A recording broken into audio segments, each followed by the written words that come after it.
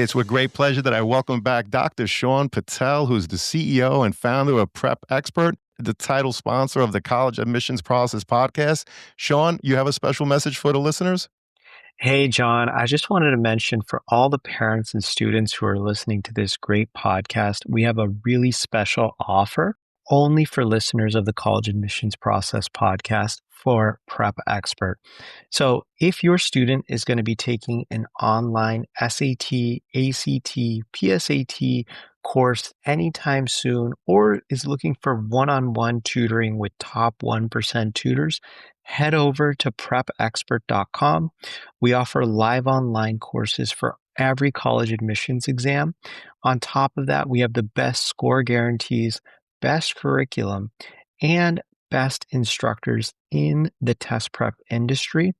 And just for listeners of the College Admissions Process podcast, you can get 20% off any online SAT or PSAT or ACT course, as well as one-on-one tutoring. So you can get 20% off. Just make sure you use the promo code College Talk. That's one word, College Talk, and you'll get 20% off just for listeners of the College Admissions Process podcast. And I hope you guys can use that to your advantage, save a bunch of money at prepexpert.com. Thank you so much, Sean. And to everyone out there, once again, that promo code is College Talk. That's one word, College Talk. Thank you all, and best wishes. Welcome to The Cap, where we are here to speak with college reps and other professionals in the field of college admissions to help answer all your questions and guide you through every step of the process. So if you're serious about college admissions, you've come to the right place. Are you ready? Let's talk about it. And now, here's your host, Dr. John Durante. Welcome to The Cap, the College Admissions Process podcast. I am your host, John Durante, and it gives me great pleasure to introduce to you today Dr. Kerr C. Ramsay III, who's the Senior Vice President for Enrollment at High Point University. Dr. Ramsay, thank you so much for being here today. How are you? I'm great, John. Thanks for having me. What a treat to be able to be with you today. This is really looking forward to it. Well, it's definitely a treat for me as a high school principal here up in the Northeast. I could tell you that you guys have done a phenomenal job with all of your marketing and advertising, because I know that there's a ton of students, not only at my high school, but many others that are applying to the beautiful High Point University. So I really can't wait to dig in.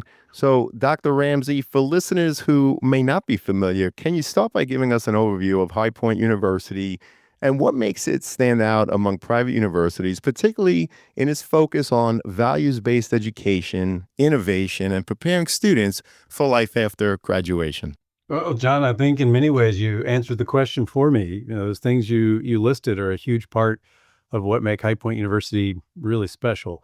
For families in general that aren't familiar, we are a comprehensive national university in the middle of North Carolina, about 6,000 students who come from all 50 states and over 50 different countries around the world.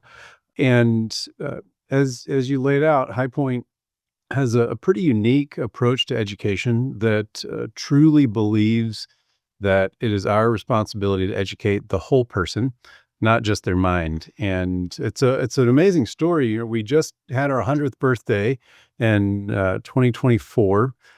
But the High Point that people know now is probably closer to 20 years old. In January of 2005, our current president, Dr. Nido Qubein, was at that time a board member and an alumnus of the college, where he had come as an international student from Lebanon, and made his home in the city of High Point after he graduated. He was incredibly successful as a business owner, an entrepreneur, and the longest serving board member of Truist Financial. And so when he came to be president, and the way he tells the story, somewhat against his will, he brought those experiences, what he was hearing in the boardrooms, and applied it to our educational model at High Point that focuses deeply on preparing students for life after graduation, that is not beholden to the way things always have been done in the academy. Instead, really focused on what we think students need best for their future. And I'm glad to hear that the talk is out in your area, and we have certainly seen that. Just in the time that I've been here over the last decade, applications have grown from about 6,000 a year to almost 22,000 last year for the freshman class. Last year, about 56% of our class applied early decision, and so a lot of students up front are naming High Point their number one choice. And I think that you were kind to give marketing the credit, but I think the best marketing we have are families who come to High Point, whose students come to High Point and thrive. They grow, they transform, they develop, and are graduating and getting great jobs. I mean, heck, the last year, 99.2% of our graduates were employed or in graduate school within 6 months, and that's 14, 15% above the national average. And I promise I won't give answers this long to every question you ask her. We'll only get one question in, John, but we talk a lot, summarize that for us as our 4 pillars, which focuses on helping students develop technical excellence in their major, right? With small classes, amazing faculty who have terminal degrees, who are dedicated to student success. It's not TAs, it's not grad students teaching, it's our full-time faculty. And so students certainly become experts in their major.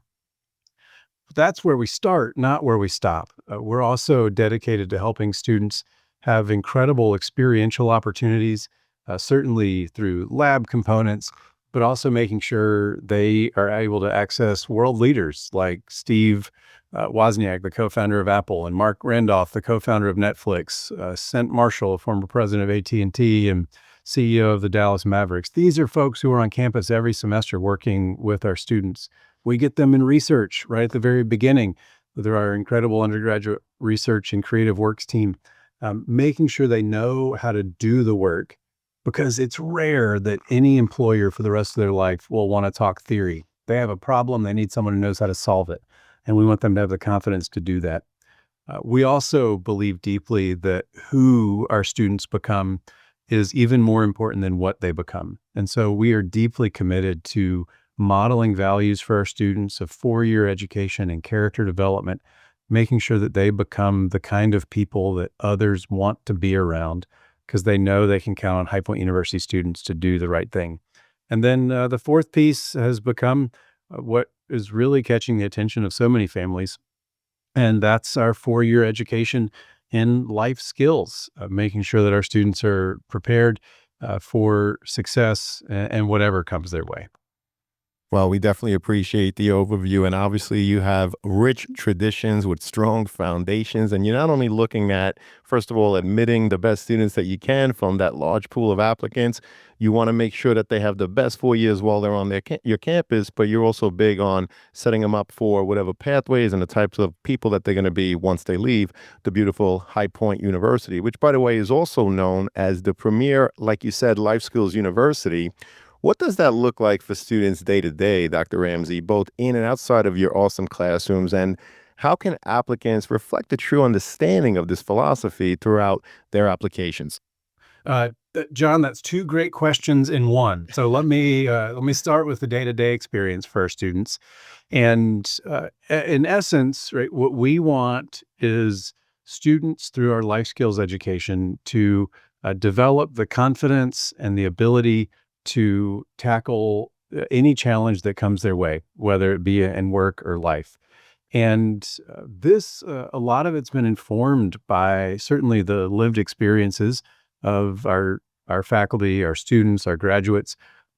We've relied a lot on the work of Mark Murphy and his leadership IQ survey, some work that came out of Google over the last decade, and then at High Point, through that experiential learning piece, we have our own survey research center where largely political science and international relations students run a polling center. And they've done some research for us on this as well through reaching out to executives of companies across the United States. And what all of those have said to us is really the 4 most important things for people to have success in their careers is to be coachable, to have a deep sense of intrinsic motivation, to have a high level of emotional intelligence, and to have the right temperament or mindset, that being a growth mindset, where they believe every day they have the ability to grow their skills and abilities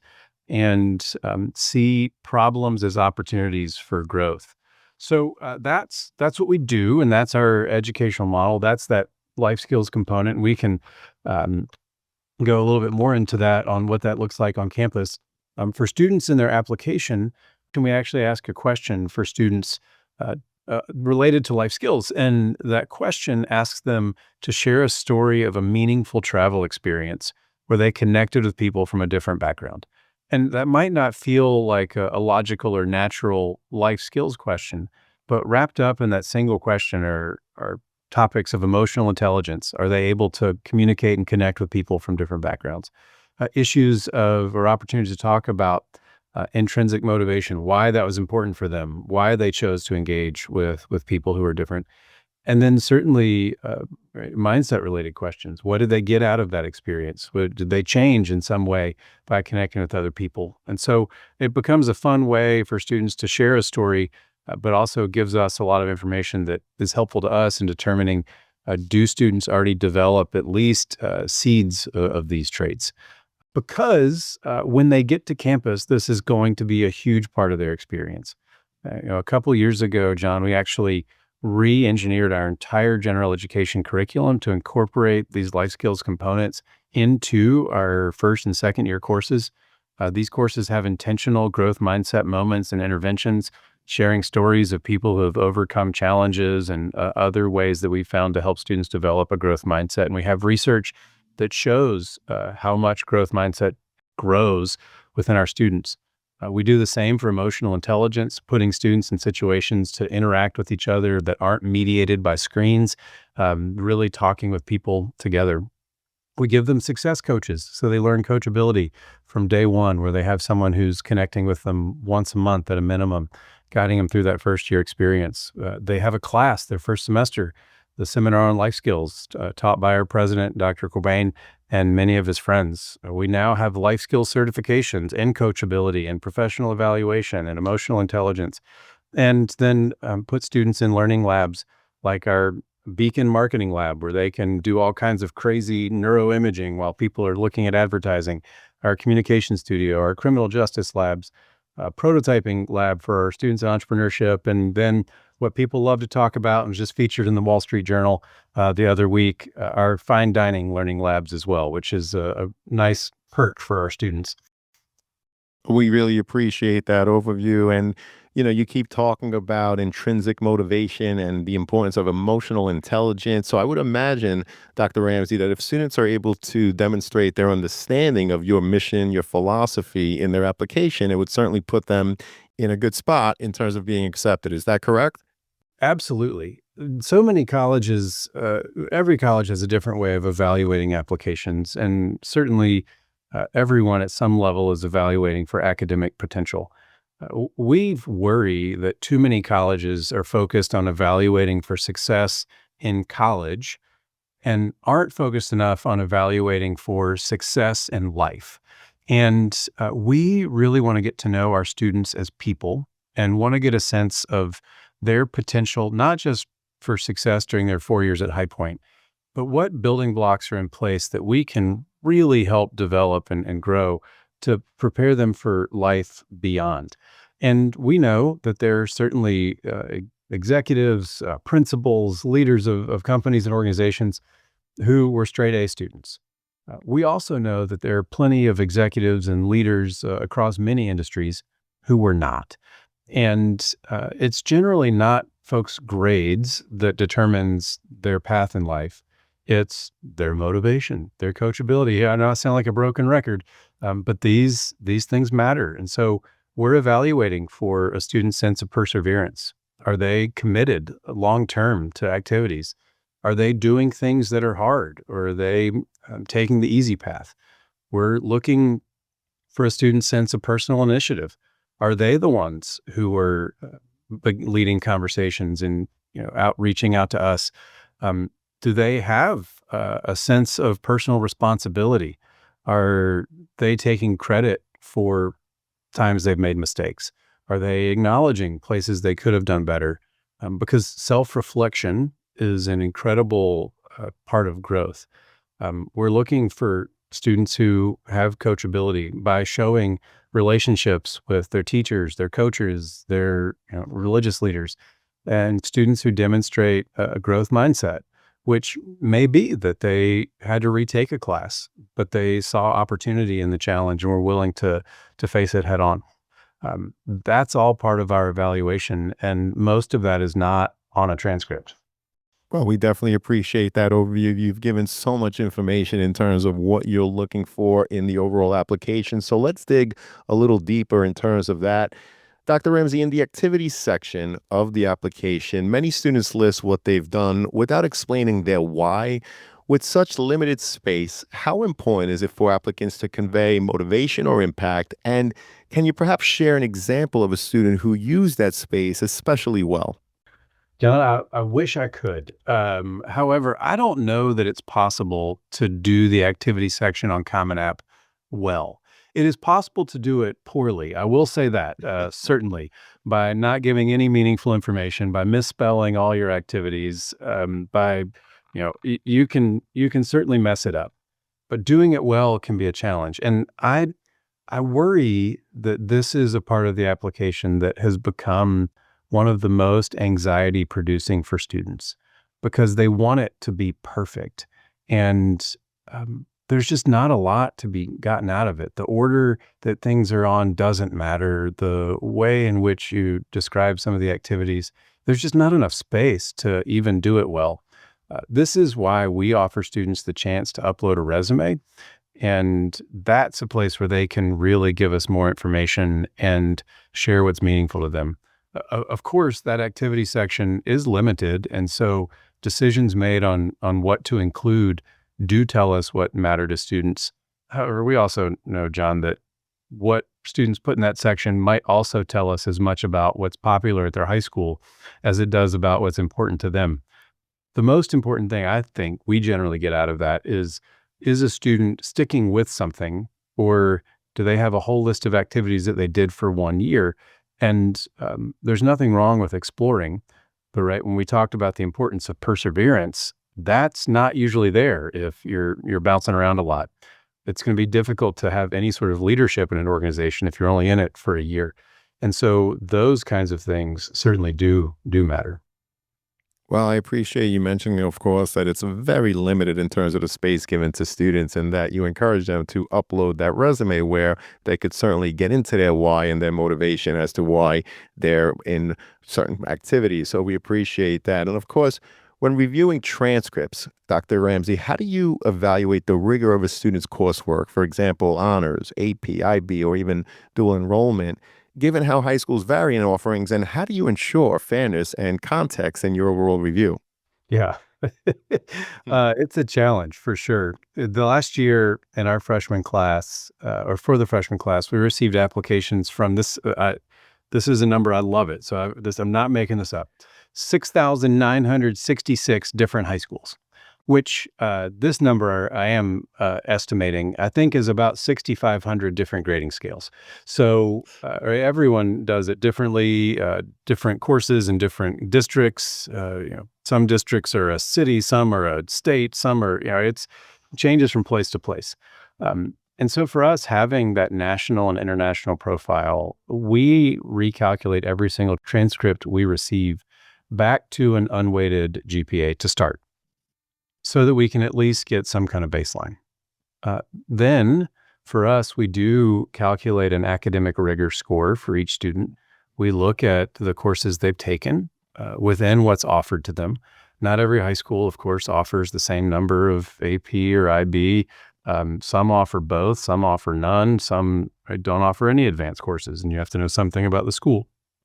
And so taking that into account, we calculate a rigor score unique to each student within their context. The other thing we do, John, is we have a rating of every high school in the country to have a sense of the environment in which students are doing it. We know that some schools are much more focused on sending students into post-secondary education. Right? Some schools have a 99 to 100% four-year college rate. some don't. And that's not saying that one is better than the other, but it certainly speaks to the environment in which students are in and oftentimes the rigor of the courses that they're taking. And so that's all a piece of the evaluation. And we're just trying to evaluate students within the context in which they're a part of. Well, we appreciate you sharing that you received applications from 6,966 high schools, and you're estimating about 6,500 different scales in terms of how they weigh or not weigh, in terms of how they put together their overall transcript. And in fact, you do recalculate that transcript, as you put it, to level the playing field, right? Because you're getting over 6,000 high schools. And so another big piece, of course, of the overall application are those letters of recommendations. Yeah. So, Dr. Ramsey, recommendations, of course, can be a major factor. From your perspective, though, what makes a letter truly memorable, and how should students decide whom to ask? So I've been fortunate over the last few years to be able to travel the country a lot and speak in a number of different high schools. And often I do a presentation on how to use the application process to develop life skills. No surprise, right? Something I'm pretty passionate about. And I see the recommendation as one of the opportunities for students to really develop and work on a sense of coachability and or thinking about a different way, mentorship. And right, it is clear in a recommendation when a teacher knows a student beyond someone who has shown up to class every day and turned in their work on time.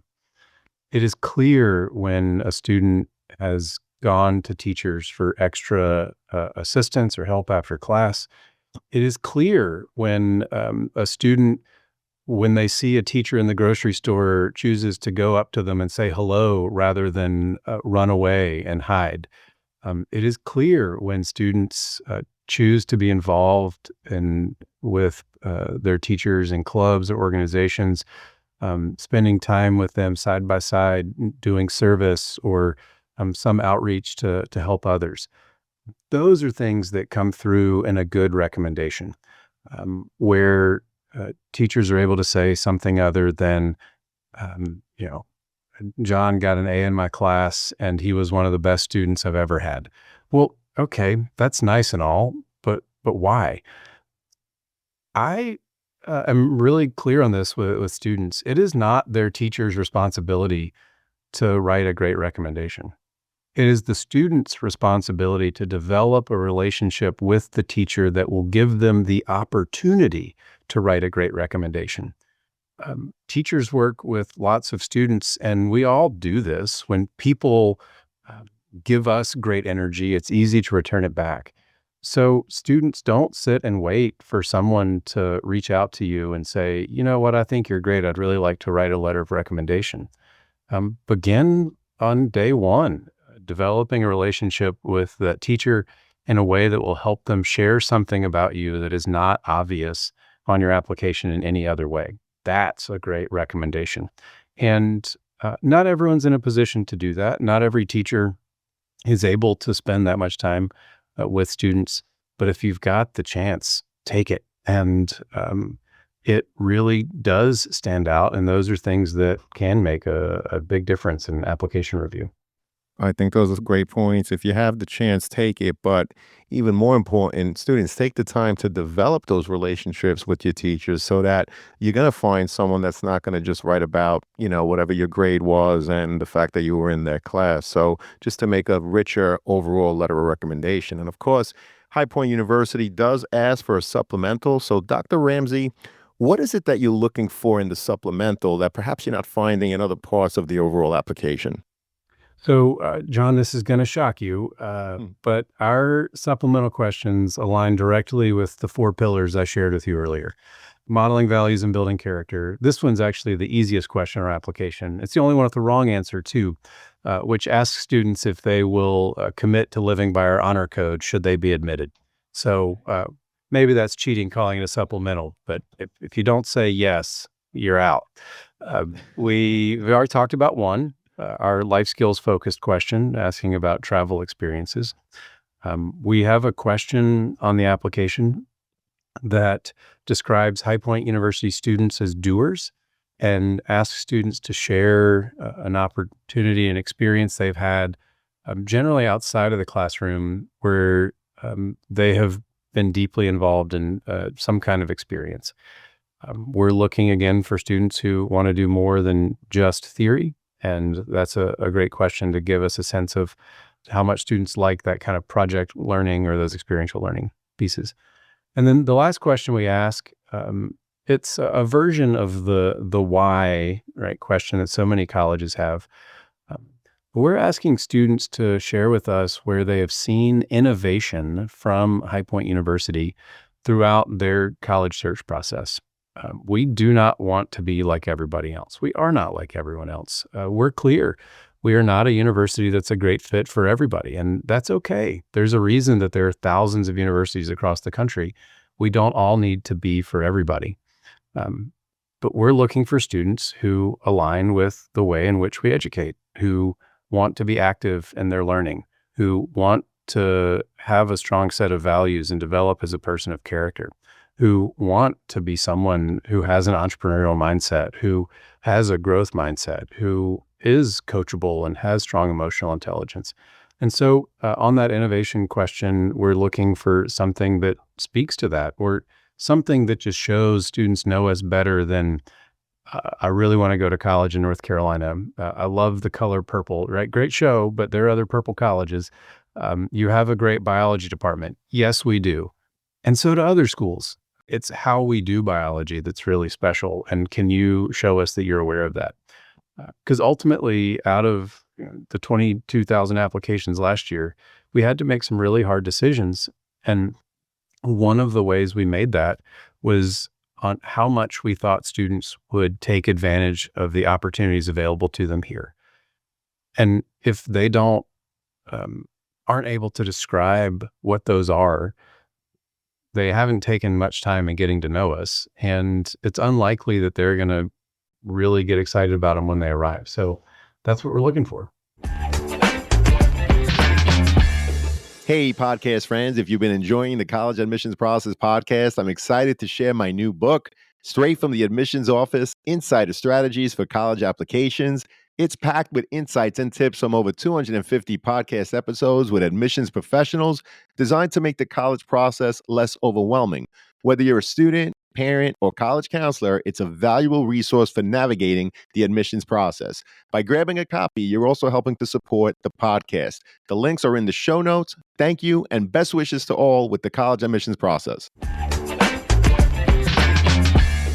Well, I think that's a great answer, and it points to the fact that you are looking for students to demonstrate, if you will, their understanding of the institution. And you keep talking about your 4 pillars, which of course talks about your values, your mission, your philosophy, the things that are important to High Point University. So students, you have to know what those things are. And if it resonates with you and you're able to demonstrate your understanding and perhaps even talk about what you've done in high school that is in line with that and what you plan on doing once you're on the beautiful High Point University campus, I bet for that portion, for the supplemental questions that you ask, if students are able to do all of that, I would imagine that for that section, they're putting themselves in a good light. Would you agree with that, Dr. Ramsey, or not? Absolutely. While you would like to believe that we get great answers to those questions all the time, we don't. We get a lot of students who make it very clear that they don't really know a whole lot about us. And so that's a big part of how we make decisions. Well, that's terrific. So students, lesson learned here, take your time on the supplementals, learn about the institution, their 4 pillars, their values, their mission, philosophy, and demonstrate that in those questions. That's why they're there. Now, Dr. Ramsey, High Point has been test optional for several years. How should students decide whether or not to submit test scores, and what trends have you noticed in the profiles of students who choose not to submit those standardized tests? Yeah, this one's actually, I think, a pretty easy one, John. The question we tell students to ask is, do you feel that your test scores reflect your academic ability? If you do, submit them. If you don't. It's just that easy.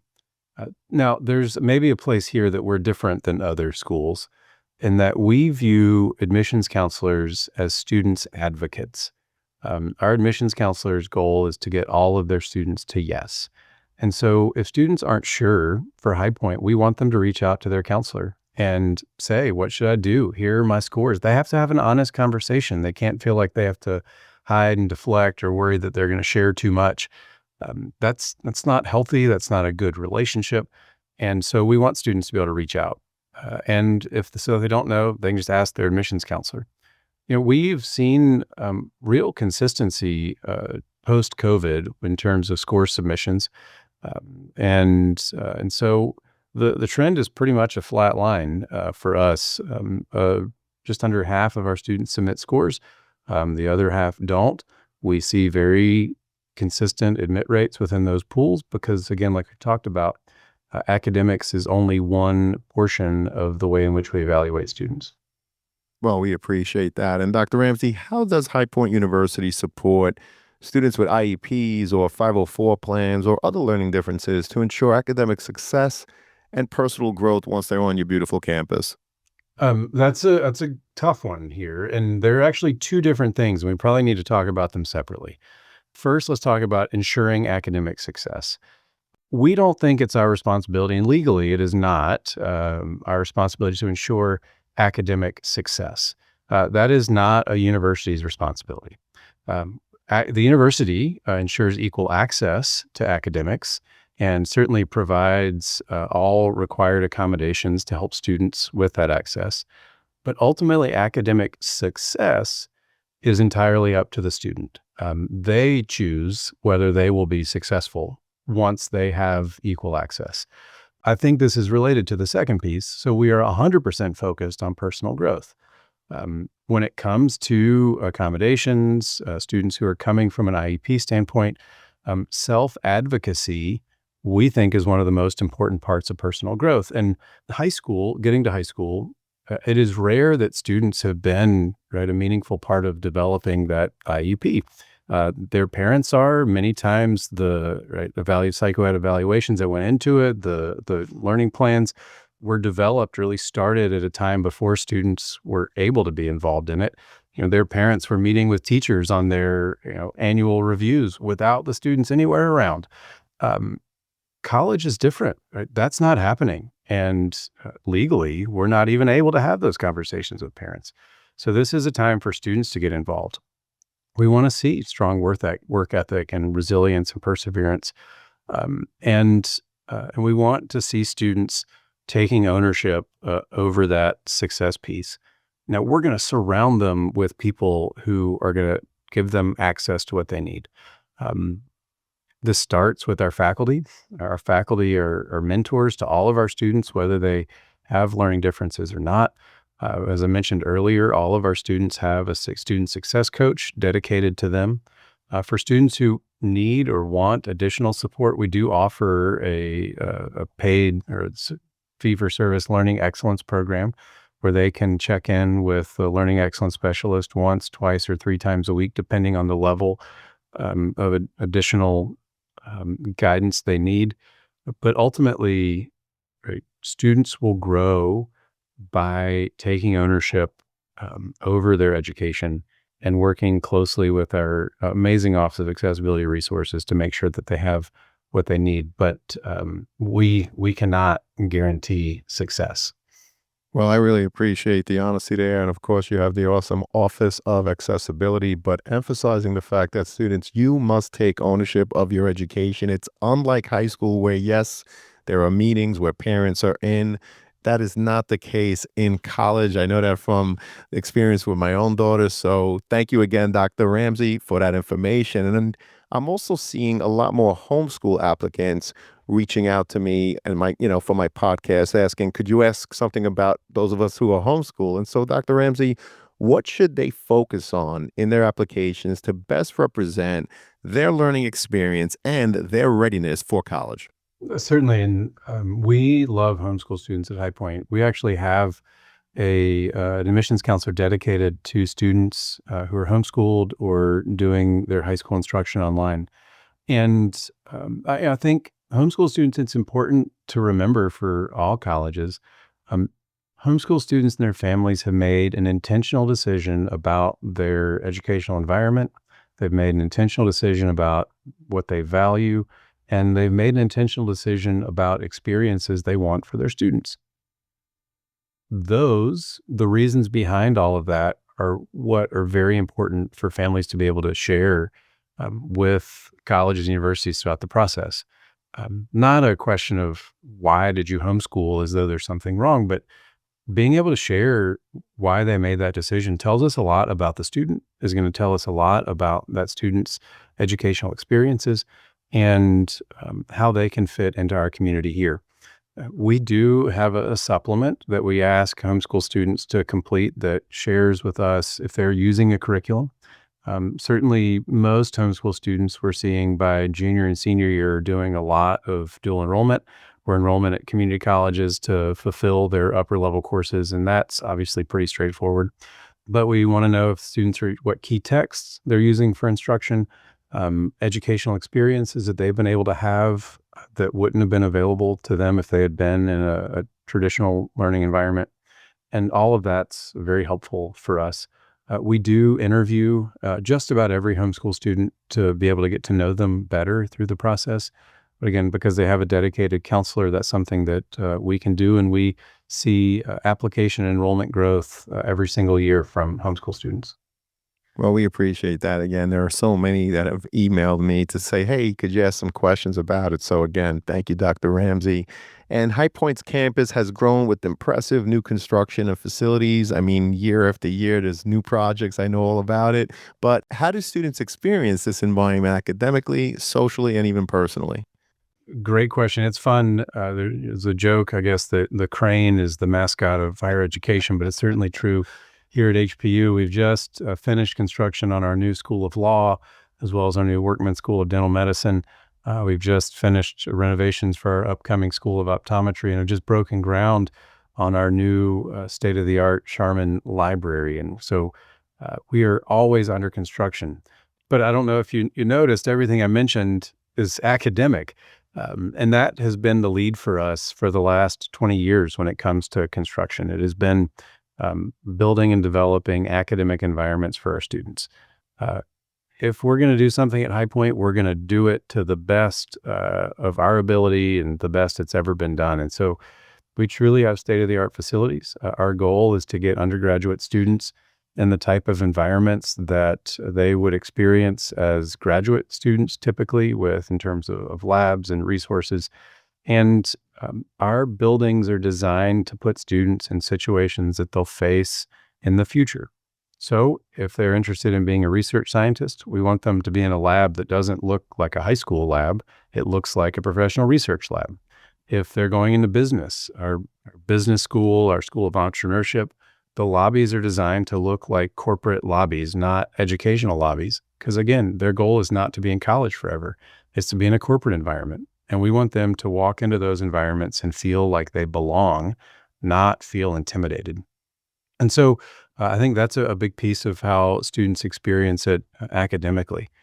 We also believe that environment matters, and the people and the resources you surround yourself with determine a lot about who you become. And so this is a campus that is bright and vibrant. There's glass and color everywhere.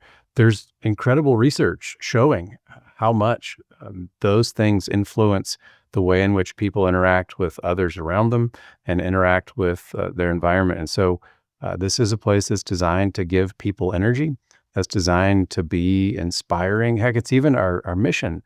At High Point, every student is guaranteed an extraordinary education in an inspiring environment with caring people.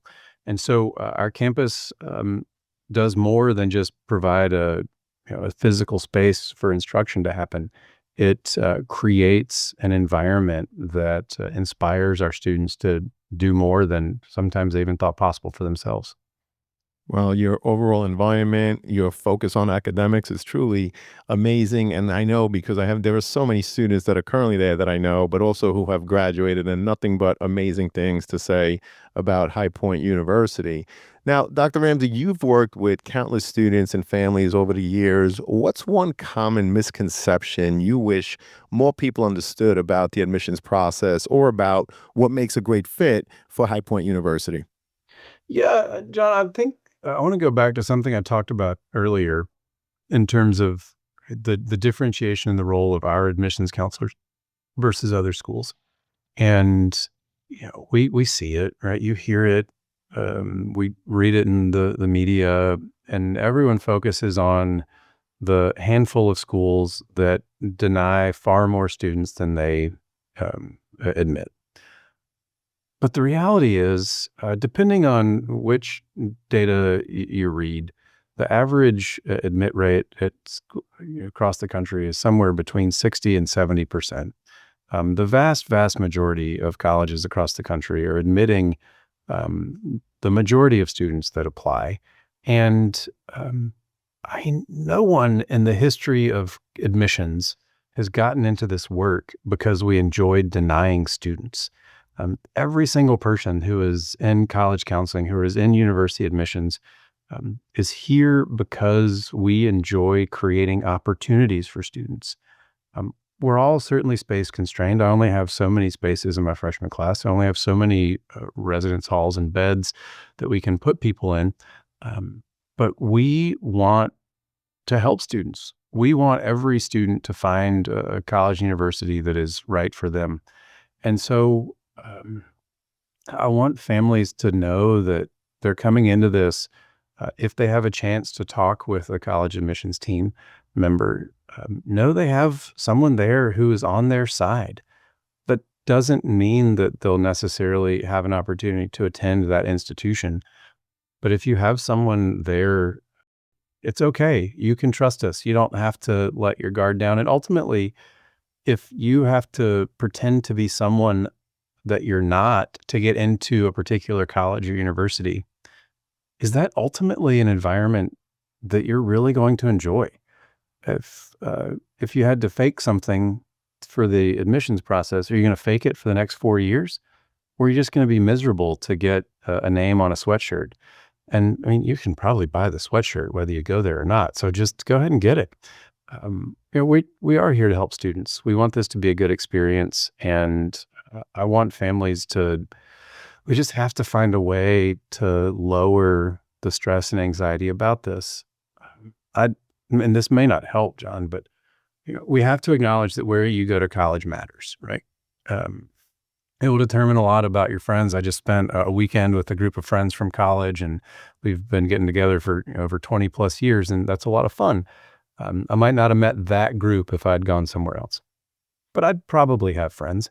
I might not have ended up working in admissions if I'd gone to a different institution, but I probably would have had some kind of a job. And college matters, but it is not either you are successful or you will never amount to anything in your life. It's just a different path. And one of the things I talk about a lot with our team here internally and with students is I think we've gotten our goals all wrong. When we think about life and we think about goals, they should be big and something that's far down the road. And I get every high school student, anyone over the age of 18 in their lives, certainly during their senior year and probably during junior year, is only asking, where do you want to go to college? What are you going to major in? What do you want to be when you grow up? And those are all fine. But why aren't we asking students, who do you want to be? What do you value? What's important to you? Because if we're focused on those things, all the little what moments, the college, the major, the job become much less important. And ultimately, we're going to have, I think, a better society. We're going to have happier people if we can spend more time thinking about the kind of person we want to be rather than some next step in the journey. And there's great research. Angela Duckworth's research on grit speaks to this directly. Certainly, this is a part of Carol Dweck's mindset work. And we just have to keep talking about that more than essays, recommendations, and tips on the activity section. Who are you becoming through this process? That's the interesting question. It's hard and often not a lot of fun because it requires a ton of self-reflection. But if we can ask that question more, I think the outcomes of this process are going to be great, regardless of which particular institution a student ultimately enrolls in. Well, I think those are great insights and tips. I love how you put it. Focus students on who you want to be and why, and you'll definitely be able to find the right institution for you. There are over 4,000 colleges and universities in the United States alone. As Dr. Ramsey said, most of them accept between 60 and 70%. So there's definitely more than one school for everyone out there. And I also appreciate how you talked about the fact that you guys are admissions counselors. You're not there to reject people. You are there to help people, to guide them, which, by the way, is the reason why I'm able to have this podcast, because of the willingness of people like yourself and all of your colleagues that come on week after week to give insights and information to all of those students out there, their families, and the many college counselors, by the way, who listen as well. So this has been an amazing conversation, Dr. Ramsey. Before I get to the last question, I always like to ask, is there a question that I didn't ask you today, or a topic that simply didn't come up in the conversation that you'd like to leave with us now? Yeah, John, thanks for asking that. And I think a really important one, and one that we love to talk about, is the importance of campus visits. And I understand that this is getting harder for students, because what we're seeing for many students, well, students are either applying early decision and going all in on one option, or choosing not to make a decision until later and later in the process. And we've seen it this year already from Common App. The average number of applications students are submitting has gone up again. And I understand some of that is because of concerns over being able to get in and not knowing exactly how this process works, and the black box of college admissions. But I also think a lot of it has to do with pushing the decision-making about the college admissions process later and later. And we're hearing more from families than we have in a long time. I will wait and see where I get in and then decide if I'm going to go visit. Well, what have we talked about through our application conversation? Intentionality in how you answer questions on the application, how you engage with the admissions team, is one of, at least for us and for many schools, the most important factor in determining if you'll be admitted. If you haven't been to the campus, if you haven't been in the environment, how in the world are you going to be able to do that?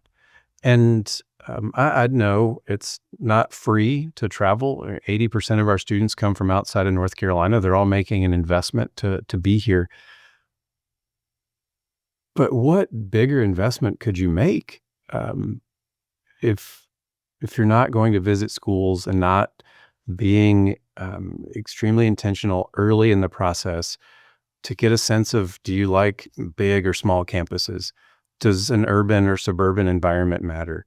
Do you really need to be close to home, or was the trip down to North Carolina easy enough that you see it, right? I mean, direct flight, LaGuardia to Greensboro. You can do it 6 times a day. Take a day trip. Come on down. And it's all possible. Students need to visit. I think it's so important. Visit at least somewhere early on so you can know the kinds of questions to ask. And we love it. We love hosting campus visitors. We receive over 10,000 high school seniors a year that come to visit campus. And time again, we hear, I mean, this looks great online, but oh my gosh, I had no idea it's even better in person. It is. Because why? You're in person. And for a place like High Point, or I imagine most of the colleges that your listeners are considering, they're considering a 4-year residential experience. You can't make that decision online. You can't make that decision by looking at a virtual tour or reading a college review book or a college profile website. You've got to go see it, experience it, and you will know, and we hear that consistently, people know when they walk on campus if this is the right environment. And the earlier you can do that, the better, because it'll also help you limit that application list and limit the time you spend filling out those supplements, and help you get a group of colleges that are much more intentional and consistent to be able to move forward in the process with.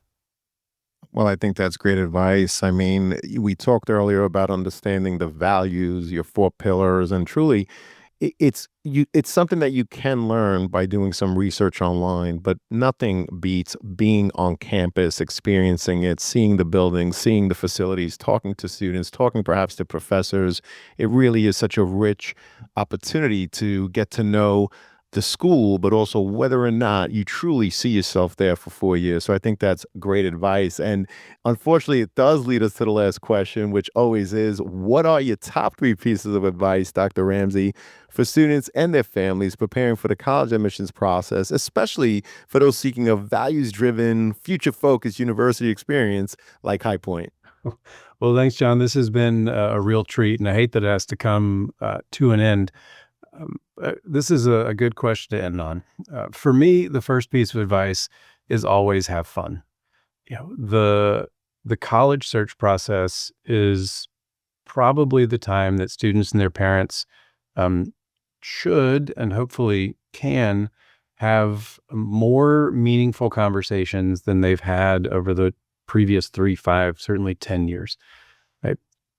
Because uh, you should be asking big questions through this process, not just right what type of career you're interested in. We should be talking about those questions of what do you value, who do you want to become, and if you do it right, you also get to spend more time together than you do in other ways. Those college trips, life is busy. I've already done it. My oldest is only 12, but my gosh, we're every weekend on a different soccer field somewhere, traveling all over the place. And um, those car rides are a lot of fun, but man, we're busy all the time. Everybody's going in different directions. So enjoy the moments. Enjoy traveling together. Enjoy a meal in a random college cafeteria somewhere, and just have fun. Getting to interact with each other, students and parents together, getting to learn a lot about each other. Secondly, you've got to come in open-minded. The Most of us are aware of a small handful of colleges, either because they are close to us, our family has gone to them, or we've seen them on TV. That is a very small portion of the college universities across the country, and so take this as a chance to learn something new, to try and maybe be different than your classmates, and and know that even schools that you think you know a lot about are probably very different than what you think you know. You may have had a friend that went there and had a horrible experience, and you're different than that person. It could be amazing. You could have had a friend that went there and had an incredible experience. But again, that's them, not you. Each student is unique. And so it's important for them to come in, again, with an open mind and really explore. And then related to all of that, ask lots of questions. And if you don't have the chance to ask questions on a campus, well, that should tell you something too. But so many schools look and sound the same. Websites look the same. We all talk about similar things, and of course, right, the output is the same. You walk across stage wearing a funny cap and gown, get up and get a diploma, either in a big envelope or in a rolled up tube. But how you get there matters, and how you get there is what's most important. I worry that we in higher education have commoditized this in many ways. And there's been great pressure, right? We know there's pressure on college costs, and we want to get students out quickly. And sadly, I think too many schools are focused on how to get students out easily too. Just get them through. And we focused on completion, but we haven't focused on transformation.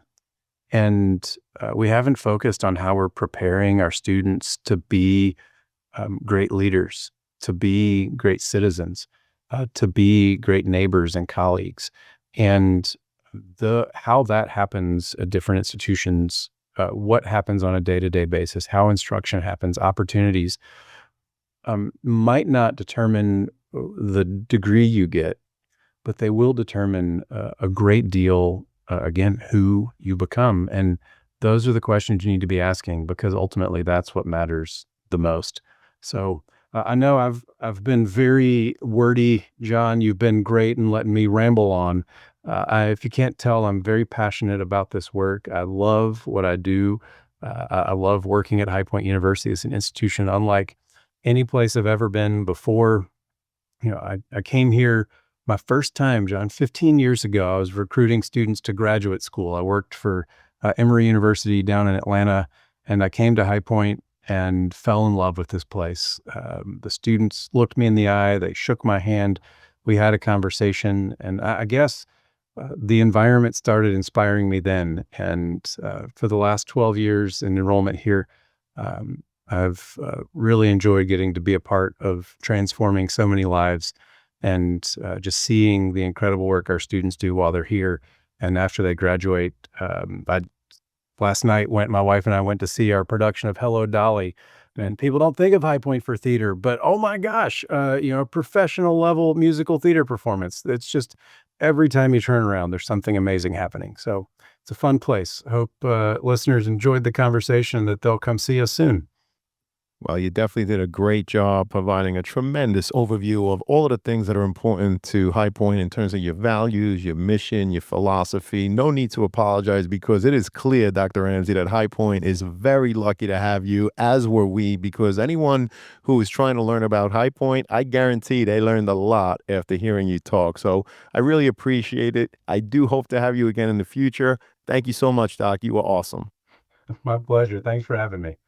Our pleasure. And to everyone out there, good luck with the college search. Take care all, and best wishes. Thank you for joining us on this episode of The CAP, the College Admissions Process Podcast. We hope you enjoyed the show. If you did, please don't forget to tell a friend, and follow us on Facebook, Instagram, Twitter, and wherever you listen to your podcasts. I am your host, John Durante, and I look forward to seeing you on the next episode of The CAP. Thank you for listening to the College Admissions Process Podcast presented by Prep Expert. Prep Expert offers live online SAT and ACT courses with the best score guarantees, instructors, and curriculum. Go to prepexpert.com to guarantee your child's success.